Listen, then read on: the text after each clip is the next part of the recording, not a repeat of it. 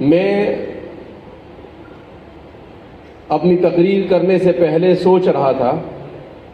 کہ قرآن کریم کی آیت کریمہ ورتل القرآن ترتیلا کو سمجھاؤں، مگر جب حضرت مولانا بدر الدین اجمل صاحب دامت برکاتہم نے دارالعلوم باسکنڈی اور اس کے بانی ببانی اور اس علاقے میں اس زمانے کی سب سے کامیاب تحریک دیوبند کے انتہائی جلیل القدر اور عظیم ہستی حضرت مولانا سید حسین احمد مدنی شیخ الاسلام نور اللہ مرقدہ کے آنے کا تذکرہ کیا، تو میں نے کہا کہ اس مناسبت سے یا ایھا الذین آمنوا اتقوا اللہ وکونوا مع الصادقین کو سمجھنے اور سمجھانے کی ضرورت ہے۔ عام طور پر ہم جس دور سے گزر رہے ہیں، اس دور میں لوگ یہ سمجھتے ہیں کہ بزرگوں کے پاس بیٹھنے سے اور بزرگوں کی مجلس میں جانے سے اور بزرگوں کے کسی علاقے میں آنے سے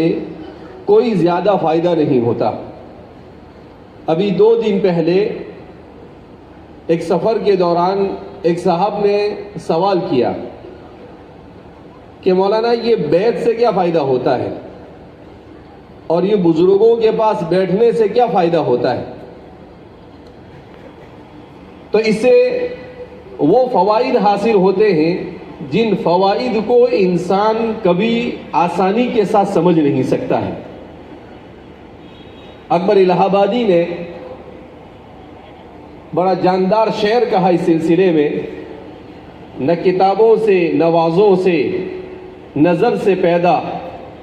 دین ہوتا ہے بزرگوں کی نظر سے پیدا۔ واقعتاً ہم بر صغیر ہندوستان کی تاریخ کا اگر جائزہ لیں تو جہاں جہاں اللہ رب العزت نے پچھلے 300 سالوں میں علماء اور بزرگان دین کو بھیجا، وہاں پر دین کی بہار اسی طرح سے نظر آتی ہے۔ جیسے دارالعلوم دیوبند، اس کے سلسلے میں بیان کیا جاتا ہے کہ وہ جگہ ہے جہاں پر سید احمد شہید رحمۃ اللہ علیہ اور ان کا قافلہ اپنے زمانے میں گزرا اور وہاں پر اس نے قیام کیا،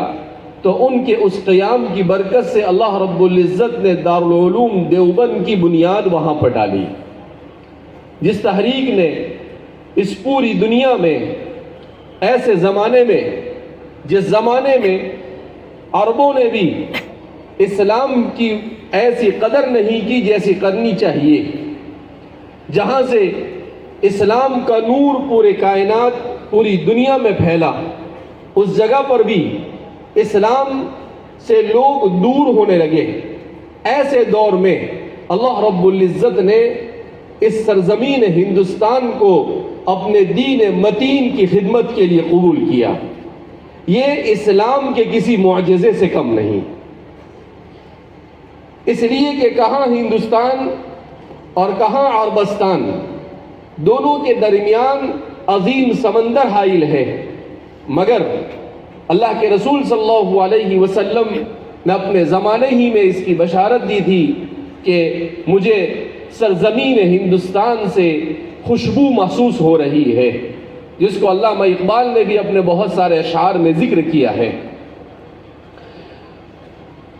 حضرت شیخ الاسلام علامہ سید حسین احمد مدنی نور اللہ مرقدہ کے سلسلے میں بارہا یہ بات سنی ہے کہ حضرت رحمۃ اللہ علیہ جس بستی سے گزر جاتے تھے، اللہ رب العزت اس بستی میں دین کو آباد کر دیتا تھا۔ ہمارے گجرات کے علاقے میں بھی متعدد بار حضرت کا آنا ہوا۔ میں چند سالوں پہلے بروج ضلع میں گیا تو وہاں پر مجھے بتایا گیا کہ جن جن گاؤں میں حضرت کا قیام ہوا، ان گاؤں سے بدعات اور خرافات بالکل ختم ہو گئی۔ فرماتے ہیں کہ ایک گاؤں راستے میں ایسا آیا جو بدعات کا گڑھ تھا، تو حضرت نے لوگوں سے کہا تھا کہ جب یہاں پر پہنچے، حضرت بیل گاڑی میں سفر کرتے تھے، اس زمانے میں گاڑیاں نہیں تھی، تو کہا کہ جب وہاں پر پہنچے تو مجھے اٹھا دینا، مگر حضرت سوئے ہوئے تھے، لوگوں نے حضرت کو اٹھانے کو مناسب نہیں سمجھا اور وہاں سے گزر گئے، حضرت کا قیام نہیں ہوا، تو آج 50 سال کے بعد بھی وہاں سے بدعات کا خاتمہ نہیں ہو سکا۔ تو اس لیے ہمارے طلباء، علماء اور ہم لوگوں کو اس بات کو سمجھنے کی ضرورت ہے کہ انسان کی زندگی میں اگر سب سے زیادہ مؤثر کوئی چیز ہو سکتی ہے تو وہ ہے صالحین کی صحبت، نیک لوگوں کی صحبت۔ نیک لوگوں کی صحبت کی اس اسلام کے نظام کو آج کا مسلمان آہستہ آہستہ فراموش کر رہا ہے۔ اللہ کے رسول صلی اللہ علیہ وسلم جس دین کو لے کر آئے، اس دین کو دنیا کے چپے چپے تک پہنچانے کا کام کس نے کیا؟ حضرات صحابہ کرام رضوان اللہ تعالی علیہم اجمعین نے۔ حضرات صحابہ کو صحابی کہا گیا، اس کا مطلب ہی ہے رسول اللہ صلی اللہ علیہ وسلم کی صحبت بابرکت سے فیضیاب ہونے والا۔ اسی لیے کہتے ہیں کہ جو اللہ کے رسول صلی اللہ علیہ وسلم کی مجلس میں ایک بار حاضر ہو جاتا تھا، وہ ولایت کے سب سے اونچے مقام پر فائز ہو جاتا تھا۔ یعنی رسول اللہ صلی اللہ علیہ وسلم کے دور کے بعد سے لے کر قیامت تک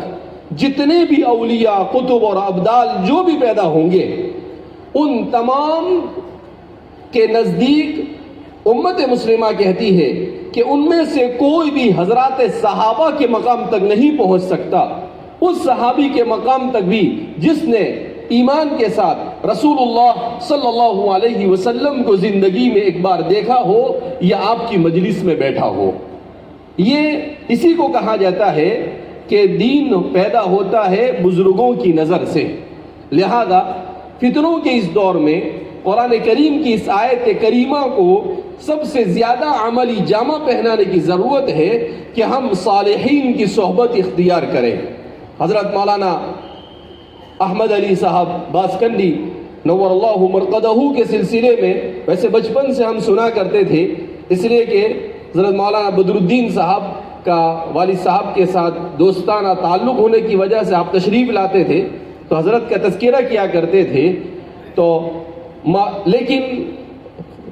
بدقسمتی یہ رہی کہ حضرت کی زندگی میں کبھی ملاقات نہیں ہو سکی۔ البتہ اللہ رب العزت نے اس جگہ تک پہنچا دیا جہاں پر آپ نے اس بہترین گلشن کو آباد کیا۔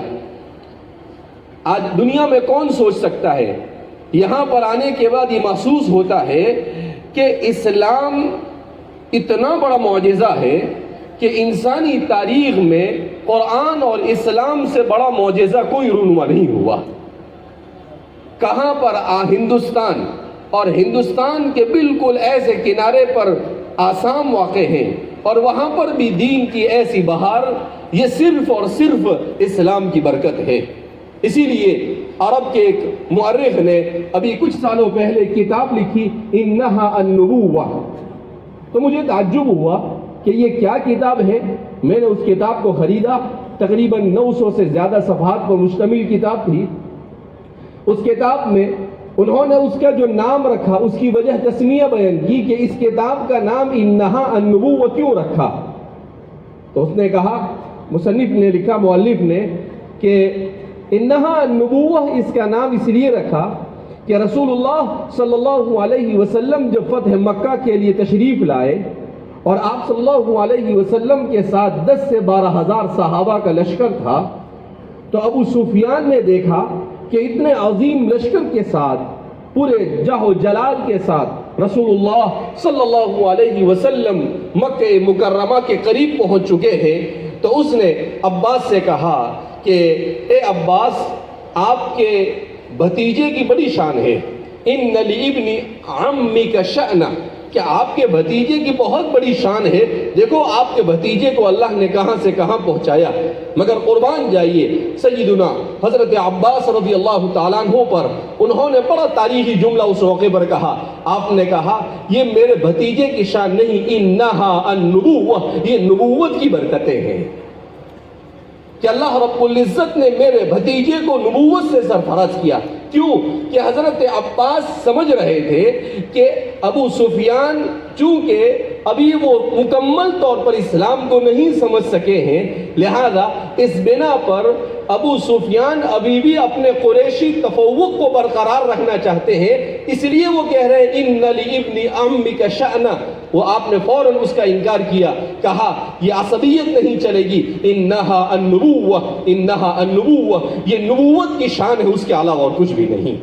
رسول اللہ صلی اللہ علیہ وسلم کی اسی نبوت کی ہم جلوہ اور اسی نبوت کی برکتوں کو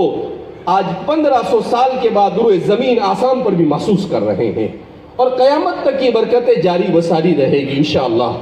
یہ میرے اور آپ کے لیے سعادت کی بات ہے کہ اللہ رب العزت نے مجھے اور آپ کو ایسے نبی کے ساتھ منسلک کیا کہ اس سے افضل روئے زمین پر اللہ کی مخلوق میں کوئی پیدا نہیں ہوا۔ ہمارے علماء دیوبند کی شان ہی یہ تھی کہ وہ قرآن سے عشق کرنے والے، ہمارے علماء دیوبند کی شان یہ تھی کہ وہ رسول اللہ صلی اللہ علیہ وسلم سے عشق کرنے والے۔ حضرت شیخ الہند رحمۃ اللہ علیہ تو آپ صلی اللہ علیہ وسلم کی محبت کا ایسا سوار تھی، حضور کا عشق اور محبت ایسے سوار تھی کہ آپ نے جو شعر کہا رسول اللہ صلی اللہ علیہ وسلم کی محبت میں، اردو میں کوئی شاعر آج تک ایسا شعر نہیں کہہ سکا۔ آپ نے کیا کہا؟ جنت کو مخاطب کرتے ہو، اے جنت میں نے مانا کہ تجھ میں حور و قصور رہتے ہیں، اے جنت میں نے مانا کہ تجھ میں سب کچھ رہتے ہیں، اے جنت میرے دل کا طواف کر، میرے دل میں حضور رہتے ہیں۔ قربان جائیے کیسی محبت، جنت کو مخاطب کرتے ہوئے کہتے ہیں کہ جنت میرے دل کا طواف کر، اس لیے کہ میرے دل میں رسول اللہ صلی اللہ علیہ وسلم کو جگہ دی گئی ہے۔ حضرت شیخ الاسلام علامہ سید حسین احمد مدنی نور اللہ مرقدہ کے بارے میں بھی آتا ہے کہ آپ رسول اللہ صلی اللہ علیہ وسلم کے روضہ اطہر کے سامنے بیٹھ کر آپ نے 17 سال تک حدیث پاک کا درس دیا، تو آپ کہتے تھے چمکتا رہے تیرے روزے کا منظر، دبکتی رہے تیرے روزے کی جالی، ہمیں بھی عطا ہو وہ شوق ابو ذر، ہمیں بھی عطا ہو وہ جذبہ بلالی۔ تو اللہ کے رسول صلی اللہ علیہ وسلم کی محبت اگر 1300-1400 سال کے بعد امت کے اندر میں اس طرح سے پائی جاتی ہے تو ان صحابہ کے دلوں میں کیسی ہوگی جن صحابہ نے حضور کی رفاقت حاصل کی۔ اسی لیے وہ کہا کرتے تھے فداک ابی و امی یا رسول اللہ، آپ پر ہمارے ماں باپ قربان ہوئے اللہ کے رسول صلی اللہ علیہ وسلم۔ تو اس لیے ہمیں بھی ہمارے انہی بزرگوں کے نقش قدم پر چلنے کی ضرورت ہے۔ قرآن کریم کی نسبت پر ہم یہاں پر جمع ہوئے ہیں۔ قرآن کریم یہ اللہ کی وہ مقدس کتاب ہے جس کو کہا جاتا ہے المعجزۃ الخالدہ، ایسا معجزہ جو قیامت تک باقی رہے گا۔ قرآن کریم نے صاف چیلنج کیا پوری دنیا کے انسانوں کو، فَأْتُوا بِسُورَةٍ مِّن مِّثْلِهِ، کہ تم اپنے اس کی مثل کوئی ایک صورت لے کر آ جاؤ۔ قرآن کہتا ہے وَادْعُوا شُهَدَاءَكُم مِّن دُونِ اللَّهِ إِن كُنتُمْ صَادِقِينَ، اور تم جتنے ہو سکتے ہیں اپنی مدد کرنے والے دنیا بھر کے شاعروں کو جمع کر دو، دنیا بھر کے خطیبوں کو جمع کر دو، دنیا بھر کے جتنے بھی ذہین اور فطین لوگ ہو سکتے ہیں ان سب کو جمع کرو، اور سب مل کر اِنَّا أَعْطَيْنَا وَالْعَصْرَ اور قُلْ هُوَ اللَّهُ جیسی ایک چھوٹی سی سورت بنا کر بتاؤ۔ 1400 سال سے زیادہ کا عرصہ ہوا، آج تک قرآن کے اس چیلنج کو کوئی قبول نہیں کر سکا، اسی لیے کہ یہ کتاب مقدس ہے۔ اس کتاب کو اللہ رب العزت نے الفاظ، معانی اور ہر اعتبار سے ایسا نازل کیا، ایسی بابرکت کتاب کہ اس کا پڑھنا، اس کا سمجھنا، اس پر عمل کرنا اور اس کے پیغام کو انسانیت تک پہنچانا، یہ انسان کے لیے دنیا اور آخرت میں کامیابی کا اہم ترین راستہ ہے۔ اسی لیے ہمارے والد صاحب اللہ رب العزت ان کو شفاء کاملہ عاجلہ مستمرہ دائمہ کلیہ نصیب فرمائے، آپ نے آج سے تقریباً 30 سال پہلے ہندوستان میں جب آپ ایک مسابقے سے واپس